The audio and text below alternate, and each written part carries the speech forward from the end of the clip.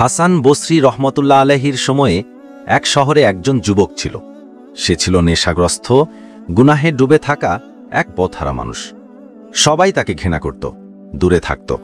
কিন্তু তার একজন মা ছিল যিনি তাকে কখনো ছেড়ে দেননি।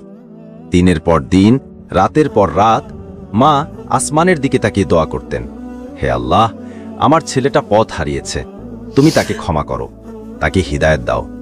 আমি তো তার মা, আমার দোয়া তুমি ফিরিয়ে দিও না।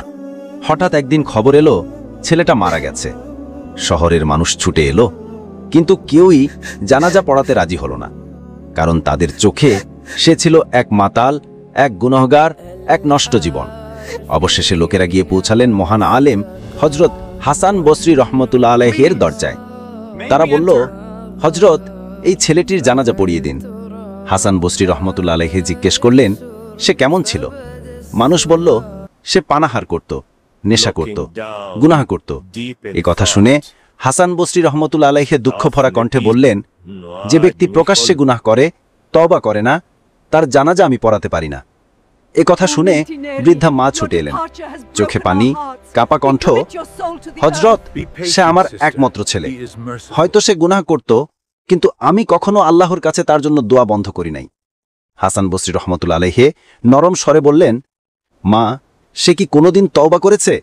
মা কাঁদতে কাঁদতে বললেন, হ্যাঁ, মৃত্যুর আগের রাতে সে কাঁদছিল, বলেছিল, মা, আমি খুব ক্লান্ত, আমার জীবন পাপের অন্ধকারে কেটে গেছে, হে আল্লাহ, আমাকে ক্ষমা করো, তুমি ছাড়া আমার আর কেউ নেই। মায়ের কথা শুনে হাসান বসরি রহমতুল্লাহ আলাইহির হৃদয় কেঁপে উঠল। তিনি বললেন, মা, তুমি অপেক্ষা করো, আমি আল্লাহর কাছে এ বিষয়ে জানতে চাই। সেদিন রাতে হাসান বসরি রহমতুল্লাহ আলাইহি ঘুমের মধ্যে দেখলেন এক নুরানি ব্যক্তি বলছেন, হে হাসান, তুমি যাকে গুনাহগার ভাবছ, তার মায়ের অশ্রু আসমানকে কাঁপিয়ে দিয়েছে। মৃত্যুর আগে তার তওবা কবুল করা হয়েছে, তার কবরকে জান্নাতের বাগান বানিয়ে দেওয়া হয়েছে, তুমি তার জানাজা পড়াও। হাসান বসরি রহমতুল্লাহ আলাইহি ঘুম থেকে উঠে কেঁদে ফেললেন।